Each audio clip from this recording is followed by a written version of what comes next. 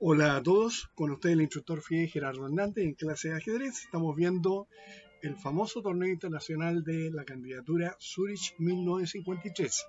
15 aspirantes al título del mundo. Veremos a continuación otra interesante partida de la ronda 26, donde se enfrentó con las piezas blancas el gran maestro polaco-argentino Miguel Najdorf, enfrentando al gran maestro de la UR, Isaac Bolesław, con piezas negras. Defensa india de rey, apertura cerrada. Najdorf comienza el juego con D4 y Bolesław contesta con caballo F6. C4, G6, G3, alfil G7, alfil G2, enroque corto, caballo F3, C6, enroque corto, C5, D por C5, D por C5, caballo E5. Valiosa innovación de Miguel Najdorf, comentaba el gran maestro David Bronte. El traslado del caballo de F3 a D3 inyecta vida a esta variante aparentemente inofensiva.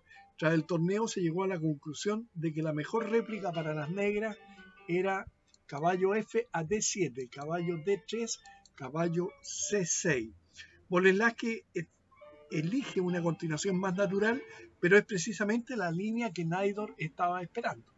Dama C7, caballo D3, caballo C6, caballo C3, alfil F5, alfil F4, dama A5, alfil D2. La persecución de la dama continúa, comentaba David Bronte. Las negras deben hacer la importante concesión de su alfil de casillas blancas. De este modo, el alfil de G2 no tendrá un oponente adecuado y esto se hará sentir en el resto de la partida. Alfil por D3, E por D3, dama C7, alfil E3, torre F, D8. Bronte comentó lo siguiente: el ajedrecista de hoy no seguía la elección de una jugada por el aspecto que presenta la posición, sino por la evaluación concreta de diversas posibilidades. Las negras podrían haber ocupado directamente la casilla D4 con un caballo, pero consideraron también que después no tendrían suficientes perspectivas de reforzar la posición de este caballo y que entre tanto las blancas podrían jugar torre B1 seguido de B4, etc. Este plan, en conexión con el alfil que opera en la diagonal H1 A8, plantearía serias amenazas al flanco de dama negro. Por otro lado, un caballo en la casilla D4 estaría protegiendo indirectamente el débil peón blanco de D3, blanco de un ataque frontal sobre la columna D. Estas son las razones por las que las negras rechazaron la jugada estratégica caballo D4 en favor de la combinativa torre F D8, apuntando directamente al peón blanco de D3. Alfil por C5, caballo E5, D4, caballo por C4, dama E2, caballo D6. La posición ha sufrido una serie de pequeñas modificaciones, nos comentaba el gran maestro David Bronte. El alfil dama blanco ha llegado a la casilla C5 y desde este punto entorpece un poco la actividad negra. El peón dama blanco ha avanzado una casilla pero permanece aislado, es decir, débil. Pero es realmente débil. A menudo se mencionan los inconvenientes de un peón aislado, pero suelen olvidarse sus ventajas. Una de ellas es la ausencia de peones en las columnas vecinas, lo que favorece al bando del peón aislado si puede situar piezas en ellas. La ausencia de peones en las columnas C y E obviamente no favorece a las negras. Su dama, por ejemplo, no está muy cómoda en la casilla C7. La fuerza de los dos alfiles blancos se hace sentir. Las negras, por consiguiente, adoptan la única decisión correcta en estas circunstancias. Atacan y eliminan el peón de D4, clave del centro blanco, tan pronto como puedan. como pueden, mejor dicho. A4, E6, A5, caballo F5, A6, caballo D5. Las negras se detienen erróneamente a mitad de camino, comentaba el gran maestro David Bronte. Lo interesante era haber jugado B6. Hubiera satisfecho ambos propósitos. El alfil tendría que irse de C5 y el peón dama se ganaría. Por otro lado, después de B6, si alfil por A8, las negras tendrían una agradable elección. ¿Qué alfil blanco conviene dejar sobre el tablero? Bronten dejaría el de casillas negras, ya que tras torre por A8, alfil A3, caballo por D4, la posición se agudizaría, pero por lo cierto, no en favor de las blancas. En cambio, B por C5, alfil G2, C por D4, dejaría un interesante peón pasado. La presión, en este caso la presión negra a lo largo de la columna B y el avance de sus peones D y E, apoyados por el alfil de G7, garantizarían al menos la igualdad de este bando, pese a su pequeño déficit material.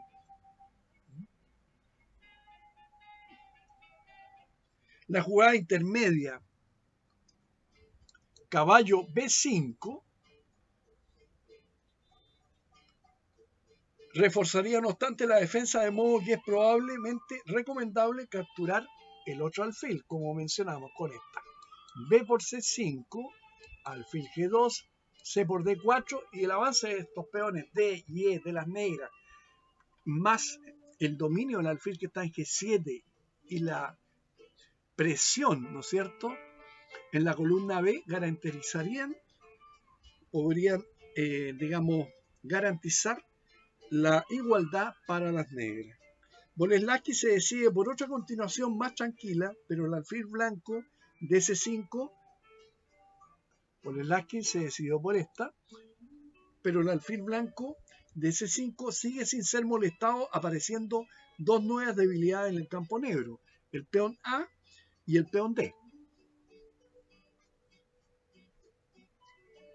A por B7, dama por B7, caballo por D5, E por D5, torre A4.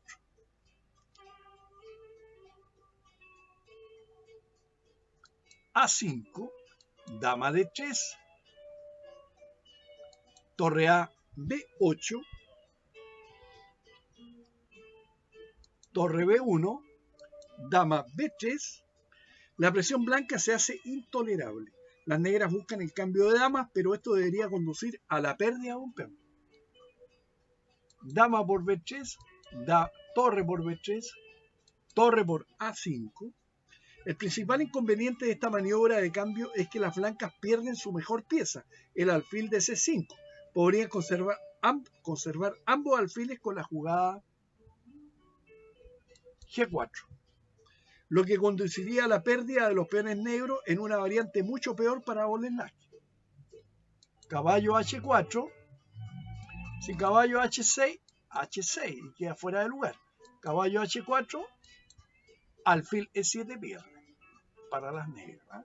Entonces, torre por A5,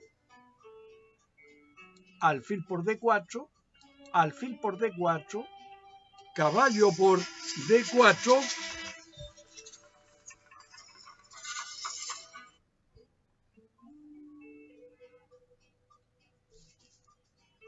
caballo por D4, alfil por D5,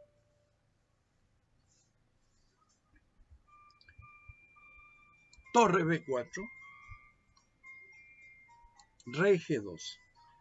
La tarea blanca, coronar el peón B, es extremadamente complicada, pues el esquema del rival con sus piezas situadas en casillas negras la dificulta de sobremanera, comentaba el gran maestro David Bronte. El rey blanco se incorpora a la batalla y las negras deciden provocar el cambio de las últimas piezas menores paralizando al peón B. Caballo B3, alfil por B3, torre por B3, torre A3, torre B4. El comienzo de un interesante e instructivo final de torre. Lo ideal sería que las blancas pudiesen acercar su rey al peón B, cambiar una torre y mantener al mismo tiempo alejado al rey negro del peón pasado.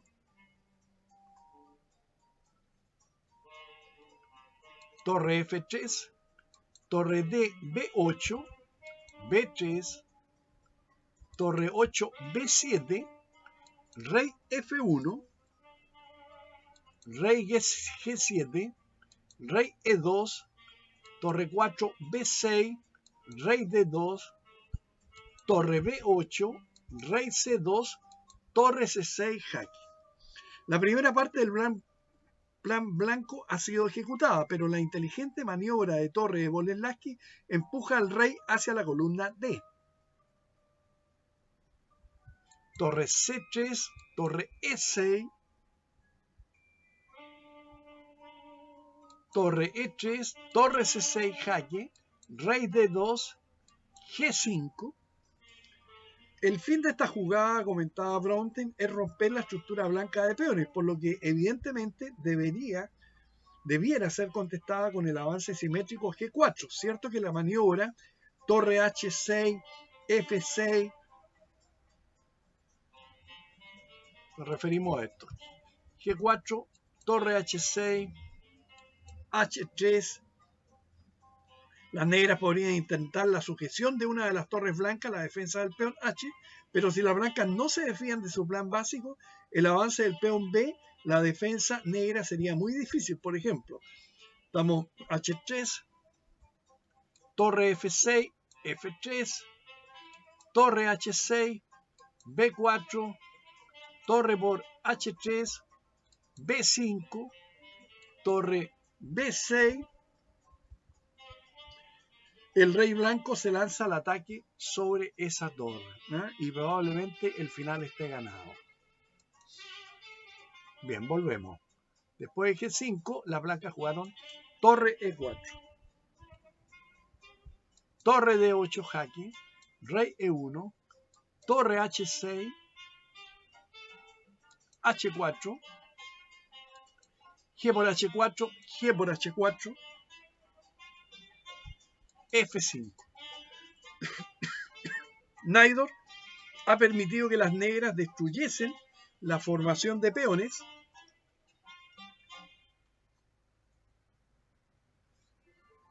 por lo que evidentemente debiera ser contestada con el avance simétrico, por lo que se ha traducido en que su rey se halla un tanto expuesto.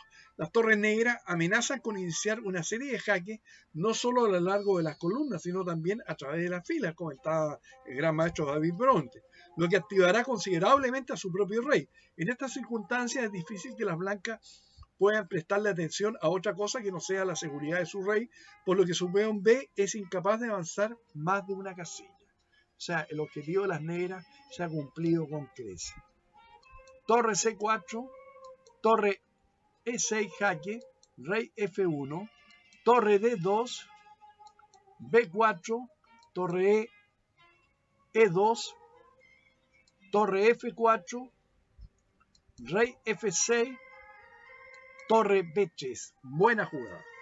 Con una hábil defensa de las negras, se las han arreglado para activar sus fuerzas, comentaba Bronten. El hecho de que no están bloqueando la casilla B5 no significa que hayan dejado al peón B a su libre albedrío. Dos torres en segunda fila, en este caso, son una tremenda fuerza. Por ejemplo, si B5 vendría simplemente torre B2. Torre B4 fallaría por torre por F2 jaque. Por otro lado, las negras amenazan, ¿no es cierto?, la jugada rey E5 para expulsar a la torre de su intersección F4, B4 y F4, F2. La última jugada blanca frena precisamente esta amenaza, ya que si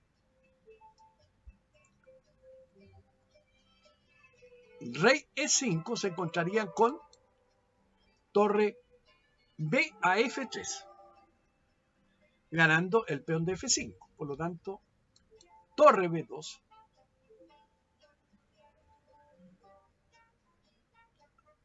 torre por F2, ya vemos que nos sirve torre F3 debido a torre por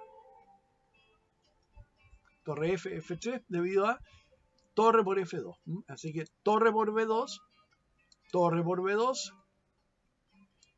rey G2, torre C2,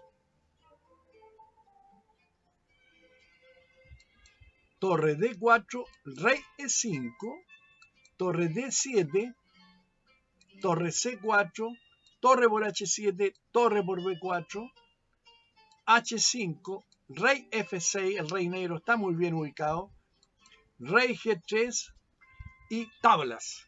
Es imposible desnivelar este final.